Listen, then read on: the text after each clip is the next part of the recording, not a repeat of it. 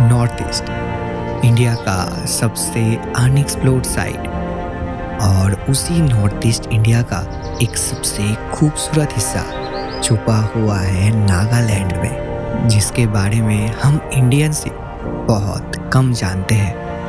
पर इसी नागालैंड पे है इंडिया की एक सबसे खूबसूरत वैली।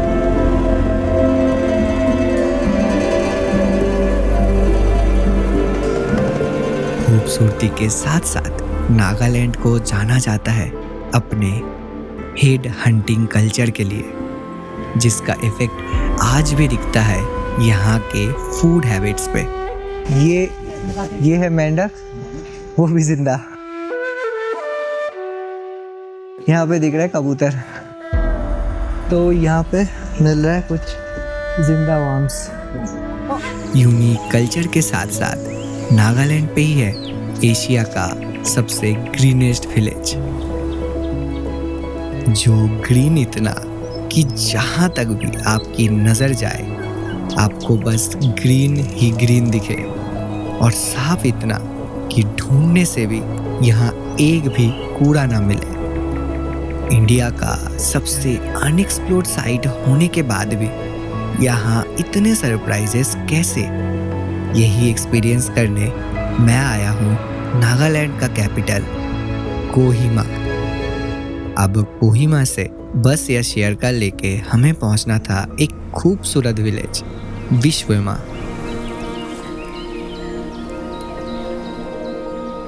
चारों तरफ से हरे भरे माउंटेन्स के बीच में बसा हुआ है ये विलेज, जहां कोहिमा काफी कंजस्टेड एंड टाउन वाइब देता है। वहीं कोहिमा से बस 20 किलोमीटर की ही दूरी पे बसा हुआ ये गांव बहुत पीसफुल है, और यहाँ के इस नेचर को और भी शानदार बनाता है यहाँ के बादल।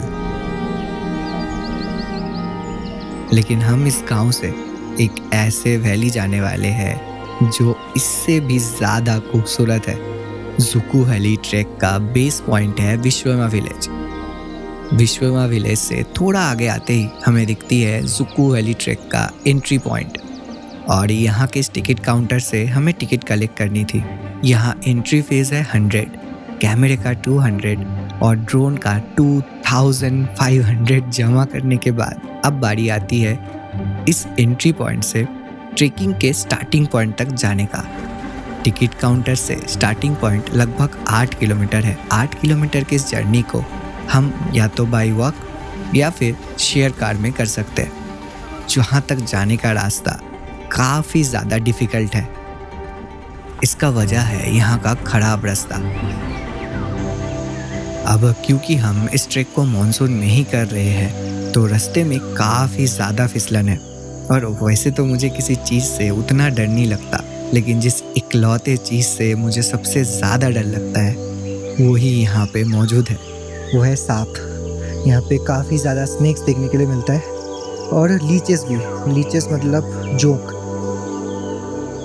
तो जब भी आप आए तो अच्छा हाइकिंग शूज़ या एटलीस्ट कोई कवर्ड शूज़ ही यूज़ करें फॉर योर सेफ्टी। चलते आगे।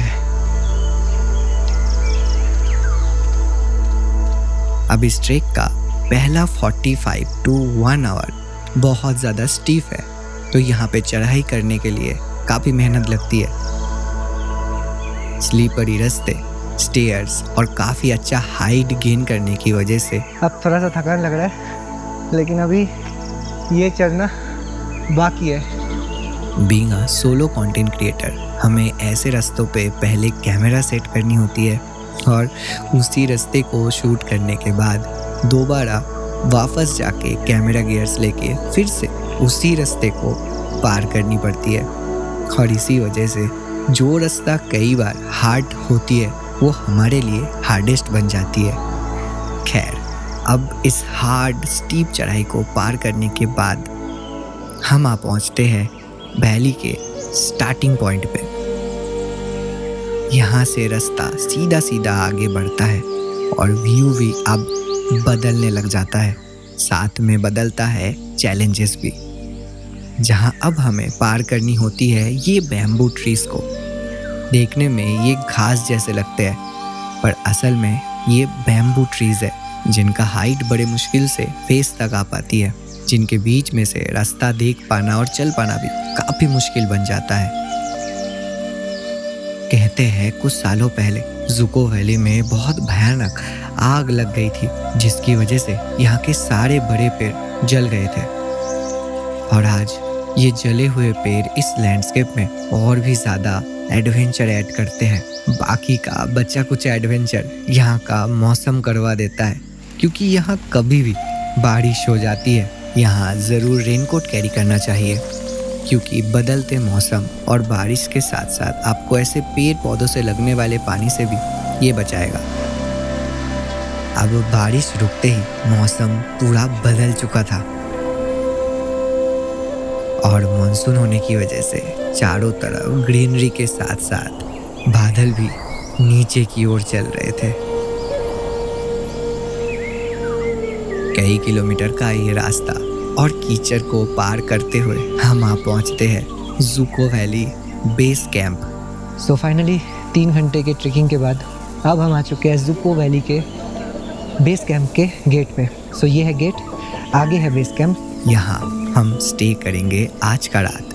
नाइट स्टे के लिए यहाँ आप कॉटेज या कैंप भी ले सकते हैं या खुद का कैंप भी यहाँ लगा सकते हैं। हम रहेंगे यहाँ के डॉर्मेट्री पे।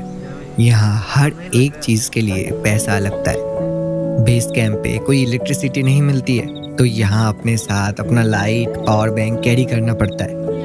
लेकिन इतने हाइट पे इतना सब कुछ मिलना किसी ब्लेसिंग से कम नहीं है। और यहाँ इस अंधेरे में रात का आसमान पूरा चमक उठा था। नॉर्थ ईस्ट इंडिया के आसमान पे मिल्की वे देखने का ये मेरा पहला एक्सपीरियंस था, और रात के इस आसमान ने मेरा सुबह तक का इंतजार और भी बढ़ा दिया था।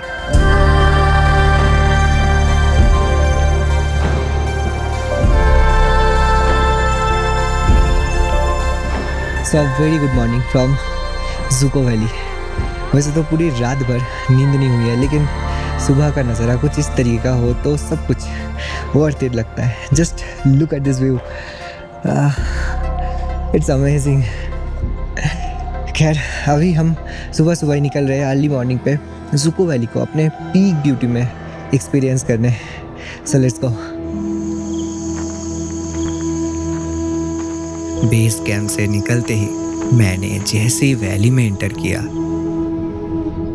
For a moment I forgot the world behind me. This place felt like heaven itself. लगभग 8000 फीट के हाइट में बसा हुआ ये वैली मुझे इस दुनिया का ही नहीं लग रहा था। Just look at this view. ये हेवन है। नेचर से बड़ा कोई कारीगर ही नहीं है, और नेचर के इस बेहतरीन कारीगरी को अपने आंखों के सामने देखने के बाद भी मुझे ये कोई सपने जैसा लग रहा था। यहाँ दूर दूर तक कोई भी बड़ा पेड़ देखने के लिए नहीं मिलता। दिखती है तो बस ये छोटे छोटे यूनिक साइज के पहाड़ और उनके ऊपर बिछी हुई ये पौधे, जो देखने में कोई ग्रीन कलर की आइसक्रीम जैसी लग रही थी। मैंने अपने ज़िंदगी में ऐसा कुछ कभी देखा नहीं है। इतने इतने साइज के पहाड़ और इनके ऊपर बादल चल रहे थे। आई थिंक ये इंडिया का मोस्ट यूनिक लैंडस्केप में से एक है, शायद पूरे दुनिया का ही। पर इस जुको वैली को अपना नेम इस यूनिक शेप के पहाड़ों की वजह से नहीं मिली है। जुको वैली को अपना नाम मिला है इन पहाड़ों के बीच में से बहते हुए इस कोल्ड वाटर स्ट्रीम की वजह से, क्योंकि नागालैंड पे जुको को कहा जाता है जोको, जिसका मतलब होता है कोल्ड वाटर, यानी ठंडे पानी की धारा। और इस कोल्ड वाटर स्ट्रीम को पार करने के साथ साथ हम एंटर कर सकते हैं वैली के बिल्कुल सेंटर में, जहाँ से 180 डिग्री में एंडलेस वैली दिखती है। और ये अनोखा दिखने वाला वैली आती है मणिपुर एंड नागालैंड के बॉर्डर में, जहाँ इसका कुछ हिस्सा नागालैंड में है तो कुछ हिस्सा मणिपुर में है। बाकी मोस्टली लोग इसे नागालैंड से ही घूमना प्रेफर करते हैं। जहाँ दूसरे माउंटेन्स पे हमें बौद्धिस्ट फ्लैग्स देखने के लिए मिलती है, वहीं नागालैंड पे क्रिश्चियन कम्युनिटी ज़्यादा होने की वजह से यहाँ एक क्रॉस बनी हुई है। और मॉनसून होने की वजह से हमें यहाँ इस वैली में दिख रहा था फेमस ज़ुको लिली, जो बस मॉनसून के कुछ 2 से 3 महीनों में ही दिखती है। येलो एंड पर्पल कलर की ये फूल पूरे वैली में किसी चादर की तरह बिछी हुई थी और इतना शानदार नज़ारा देखने के बाद यहाँ से जाने का मन ही नहीं कर रहा था। नॉर्थ ईस्ट सच में इतना सुंदर है, जो यहाँ आने से पहले या देखने से पहले हमें यकीन तक नहीं होता, और देखने के बाद बस यही मन होता है कि वक्त यहीं रुक जा। और अभी तक हम और आपने नागालैंड के इस खूबसूरत साइट के बारे में जान लिया है, पर उस यूनिक कल्चर के बारे में जानना तो अभी भी बाकी है, जिसके लिए हम आ जाते हैं नागालैंड का capital Kohima. Kohima, the heartbeat of Nagaland. दूसरे हर एक हिल टाउन की तरह ये भी एक काफ़ी बिजी शहर है, और यहाँ मिलते हैं नागा लोग, जिनकी वजह से ही इस ज़मीन को नागालैंड कहा जाता है। और नागा लोग जाने जाते हैं अपने अनोखे फूड हैबिट्स के लिए। नागा लोगों को हेड हंटर भी कहा जाता है, क्योंकि यहाँ की ये ट्राइबल कम्युनिटीज पहले जंगल में रहते थे और जंगल में रह के अपना शिकार भी करते थे। शिकार हो या दुश्मन, उन्हें मारने के बाद ये लोग उनके सर को एज ए ट्रॉफीज की तरह अपने पास सजा के रख लेते थे, और जो भी लोग इस काम को करते थे उन्हें टैग मिलता था वॉरियर्स का। बेसिकली ये सिंबल हुआ करता था ब्रेवरी का, और उन वॉरियर्स के फेस एंड बॉडी पे टैटू करवाया जाता था। मज़े की बात तो ये भी है कि जितने भी लोगों को ये लोग अपना शिकार बनाते थे, उस नंबर को उनके बॉडी पे टैटू के तौर पे लिख दिया जाता था। आजकल के जनरेशन में जिसे बेसिकली फ्लिक्स कहते हैं। खैर, आज तो हेड हंटिंग पूरी तरीके से बैन है, पर इसका इफेक्ट आज भी दिखता है यहाँ के फूड हैबिट्स पे। और जब मैं इसे एक्सपीरियंस करने इनके फूड मार्केट में गया, तो मुझे यहाँ दिखा ये है मेंढक, वो भी जिंदा। यहाँ फ्रॉग मीट एक काफ़ी पसंदीदा डिश है। इसकी वजह से ही यहाँ ये खरीदते और बेचते हुए ऑलमोस्ट हर जगह दिख जाते हैं। यहाँ मिल रहा है वाइट रैट्स, जिंदा चूहे। मुर्गियाँ तो खैर हमारे उधर भी दिख जाती है। यहाँ पे दिख रहा है कबूतर, ये मैंने आज तक कहीं नहीं देखा है। रैबिट कितने का है? How much for rabbit? Okay, rabbit 1700 का है। और यहाँ पे हैमस्टर्स भी दिख रहा है मुझे। यहाँ ऑलमोस्ट हर एक वेजिटेबल मार्केट में जिंदा एनिमल भी बिकते हैं। तो यहाँ पे मिल रहा है कुछ जिंदा वर्म्स, ये जिंदा है। How much for this? हाँ या 800 पर किलो, 800 रुपये किलो है इनका। ये रहा। यहाँ इस मार्केट में सब्जियों के साथ साथ ये सब कुछ मिल रहा था। 2800 for one plate. पूरा plate है। Okay. What is this actually? ये लकीरी का कीड़ा है। किसका कीड़ा? लकीरी का कीड़ा, वुडवर्म। हाँ, लकीरी का कीड़ा ये। यहाँ के लोग ऑलमोस्ट हर एक जिंदा चीज खा लेते हैं, और मेरे लिए ये एक्सपीरियंस कुछ नया था।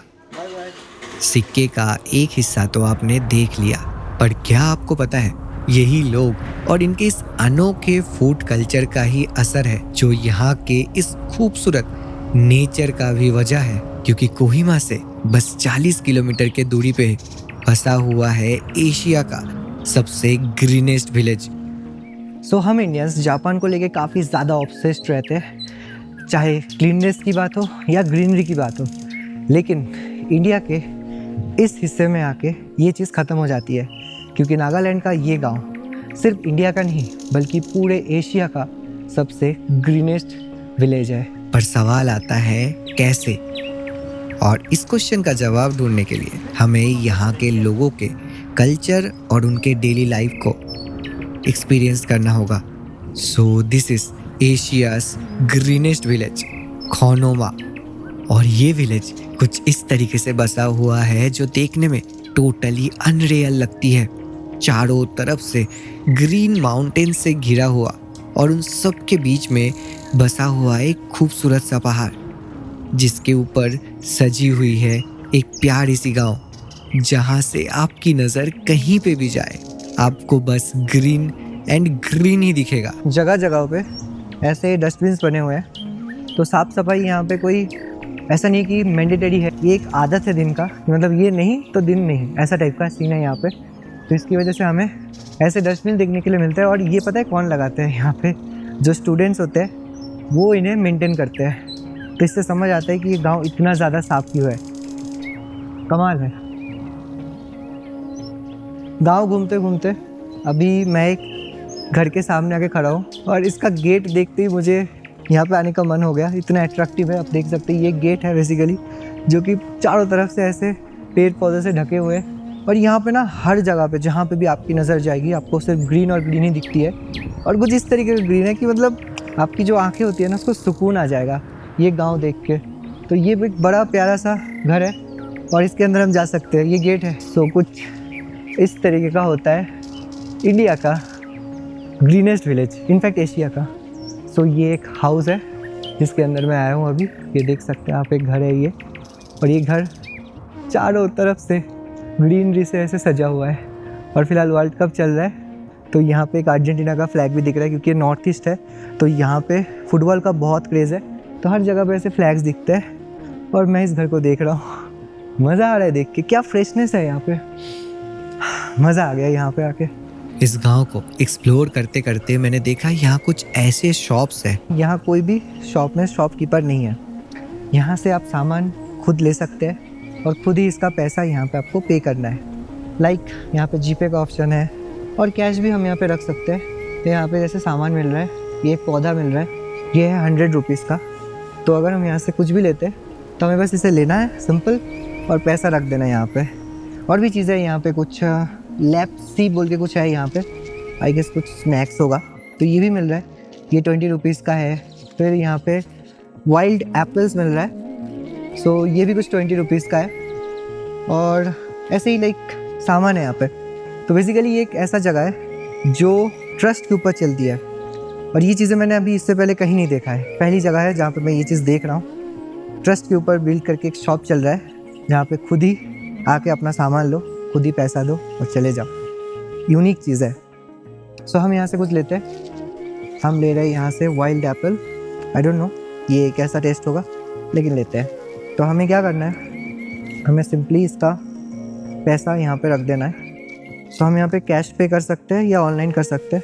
जैसे कि मेरे पास अभी 20 रुपीज़ नहीं है तो मैं यहाँ पे कर रहा हूँ ऑनलाइन। सो यहाँ पे हम ऑनलाइन कर सकते हैं। So let's go. सो यहाँ पे मैंने पे कर दिया। सो हो गया, दैट्स इट, सिंपल है। तो अपना सामान लो, खुद पे करो और चलते बनो।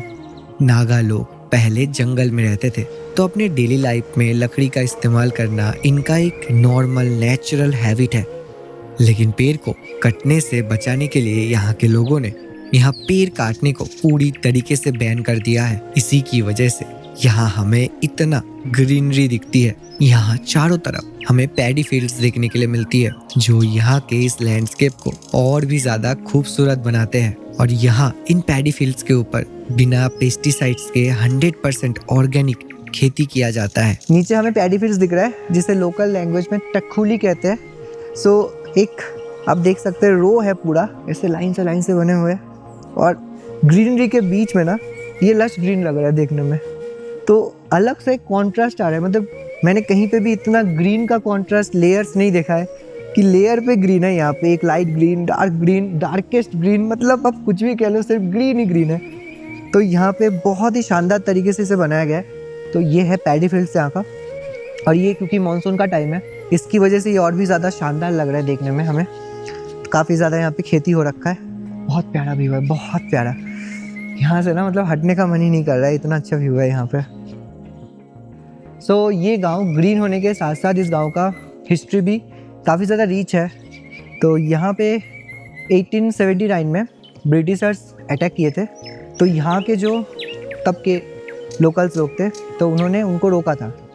और रोकने के बाद वो लोग जो है ब्रिटिशर्स को मार दिए थे। और यहाँ पे अगर आप मार देते हो किसी को तो तब तक वो काउंट भी नहीं होगा जब तक आप उसके सर को अपने साथ लेके नहीं आते हो। तो ब्रिटिशर्स को मारने के बाद उनके सर को काट के उसको लेके आए थे यहाँ के लोग। तो इसी से आप समझ सकते हो कि जो नागालैंड का कल्चर है, हेड हंटिंग के बारे में हम सुनते हैं, वो इस गांव पे होता था पहले। अभी आप मेरे हाथ में जो ये देख रहे हैं, ये आज से लगभग 100-150 साल पुराना एक औजार है जिसे हेड हंटिंग के लिए जो हेड हंटर्स होते थे वो इस्तेमाल करते थे। और सिर्फ इस्तेमाल नहीं करते थे, ये जो आप सजा हुआ देख रहे हैं ये कोई नॉर्मल प्लास्टिक का हेयर नहीं है, ये रियल हेयर है जो हेड हंटर्स सर काट के लेके आते थे, उन्हीं के बाल से ये बना हुआ है। तो आप समझ सकते हैं कि ये कैसा होगा, इसे फील करना ही लाइक दिस टाइप का। और सिर्फ यही नहीं, यहाँ पे आपको पीछे दिख रहा होगा काफ़ी सारे स्कल्स लगे हुए हैं, ये सब रियल जानवर के हैं स्कल्स, और कुछ कुछ के सींग भी दिख रहे हैं यहाँ पे डेयर्स के। ये सब जो हंटिंग किए थे तब के हंटर्स लोग, उन सब का ये मेमोरीज है। फिर वॉर प्रैक्टिस का जगह सब कुछ कह सकते हैं, इसे कहते हैं मोरांग।